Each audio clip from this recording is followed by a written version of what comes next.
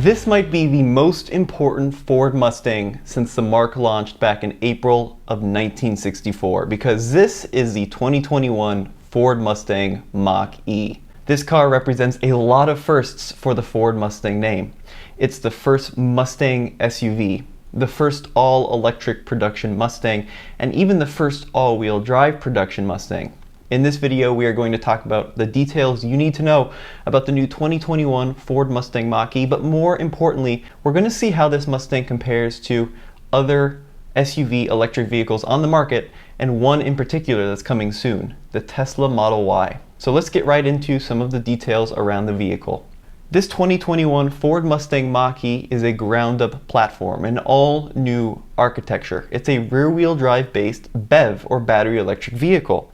It shares little to nothing with past Ford electric vehicles. There are going to be 5 trims of this brand new Mustang Mach-E, ranging from the Select all the way up to the Performance Spec GT. We're going to focus on the standard models. We'll talk about the GT at the end of the video, but let's first look at what the regular Mustang Mach-E is going to offer. Now, Ford is targeting EPA ranges between 210 all the way up to 300 miles, depending on the battery you order and also the drive configuration. This car is the first in a big leap for Ford toward a drive for electrification. Ford says they're investing $11 billion by 2022 to bring you guys the latest and greatest in full electrics, battery, plug-in hybrids, and regular hybrids. The Mustang Mach-E will go on sale at the end of 2020, with GT models coming later in 2021. Let's dive a little bit more into it. What are some of the charging and battery capabilities of this new electric Mustang? There's a mobile charger that's included with 2 different charging adapters. The first is your standard 120 volt outlet. Ford says this will charge the car at a rate of 3 miles per hour at 16 amps, but they're also including a 240 volt plug to work with this mobile charger as well. Ford says that at 32 amps, it'll charge at 22 miles an hour at home.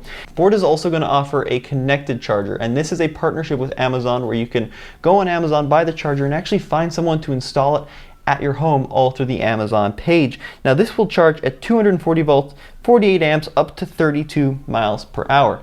Now, of course, Tesla has been leading the game with their supercharger network. It's the fastest, the easiest, and the most convenient on the market. But Ford is looking to target some of that ease of use with their new Ford Pass system. So this is going to be an account included with all new Mach-E's.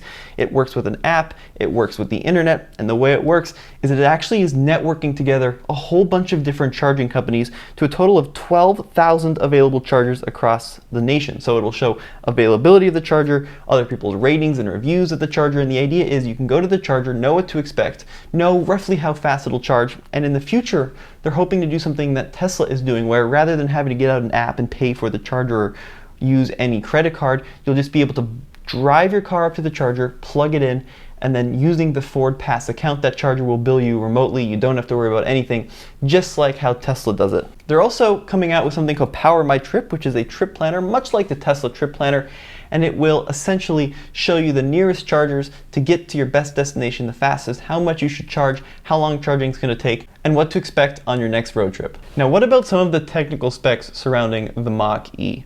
Well, there's going to be a rear-wheel drive version and an all-wheel drive version, and 2 different battery configurations depending on trim.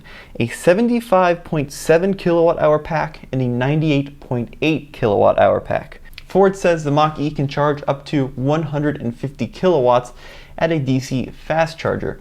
Now, of course, if you get the rear-wheel drive model, you get 1 motor. All-wheel drive models have a front and a rear motor. What are some of the power specs? Well, if you get the small battery, which is called the standard range, and rear-wheel drive, Ford says that vehicle will develop 255 horsepower, 306 pound-feet of torque. If you get a standard range and all-wheel drive, horsepower stays the same, but torque is up to a pretty impressive 417.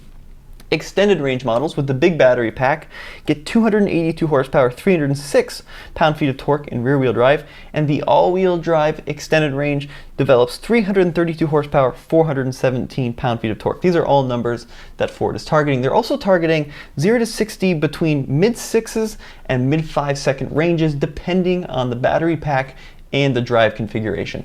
Stepping inside the interior, we see a lot of changes and firsts for Ford. This is the first Ford to come equipped with the Sync 4 system, which is a big leap forward in technology.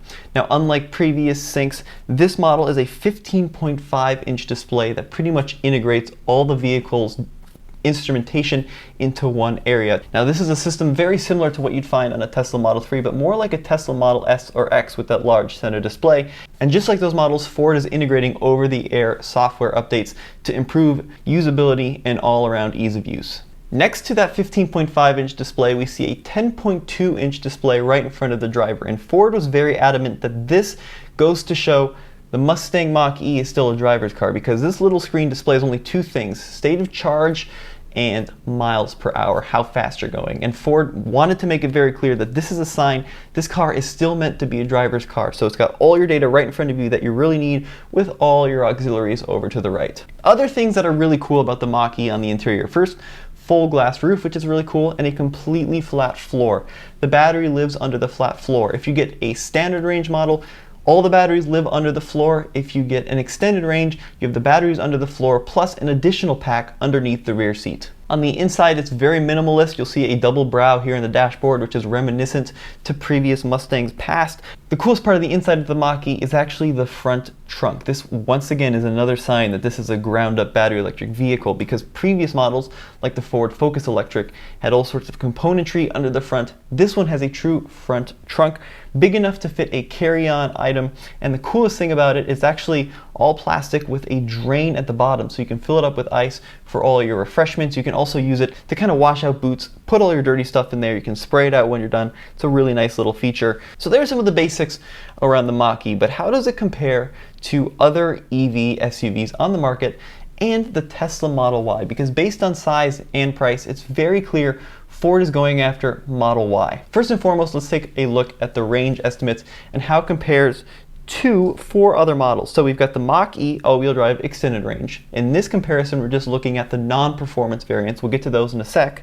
The Tesla Model Y long-range all-wheel drive, the Audi e-tron, the Jaguar I-Pace, and the Tesla Model X long-range all-wheel drive. Both the e-tron, the I-Pace, and the Model X look to be significantly more expensive than the Mach-E, but it's worth looking at them as for comparison for other SUVs that are in this battery electric class. So based on the most important criteria for electric vehicles, range, we can see the Mach-E is right in there with the others.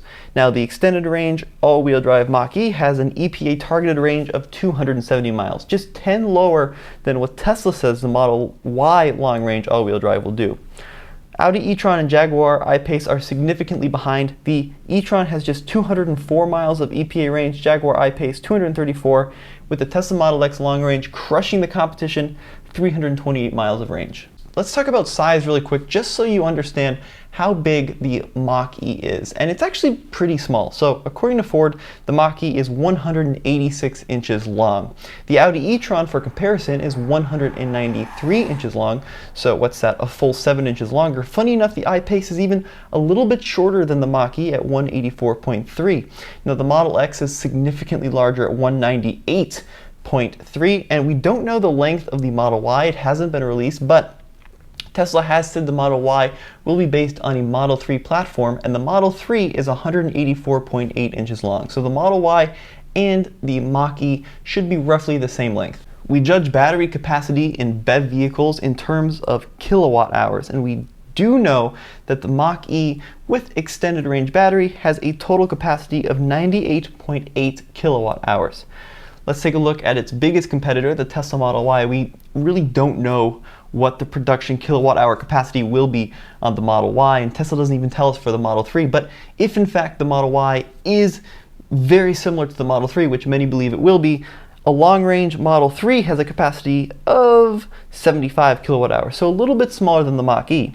Now, the e-tron is right up there in capacity as well at 95 95 kilowatt hours, with the I-Pace a little bit less, 90 kilowatt hours, and the Tesla Model X has 100 kilowatt hours. So if the Model X and the Mach-E are very similar in terms of battery capacity, why does one go so much further on the EPA cycle? Well, there's a lot of reasons for it. Of course, efficiency, aerodynamics, weight all come into play. One manufacturer may be underestimating range, the other may be overestimating range. Then you've got tire size, rolling resistance. There's just many, many variables. But one of the more interesting ones is actual usable capacity, because, for example, the e-tron, even though it has a 95 kilowatt hour battery capacity, the Germans in particular are very conservative on how much they actually let you use, because if they let you use a whole 95 kilowatt hours, people would drain it completely empty, which would brick the battery packs, cause permanent damage. It would be a disaster. So no manufacturer is going to let you access the whole amount. Tesla is known for letting you access a lot of their capacity,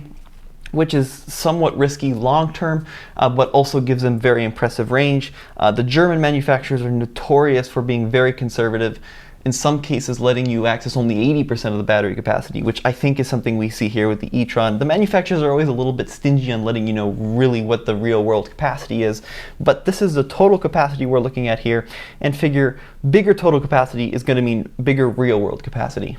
Of course, let's take a peek at charging speeds, because capacity is an important metric, but you can have a small pack and a fast charging speed and still do pretty well in the real world. So Ford says a Mach-E all-wheel drive extended range has a charging speed of 150 kilowatts, which is a fairly decent DC rate.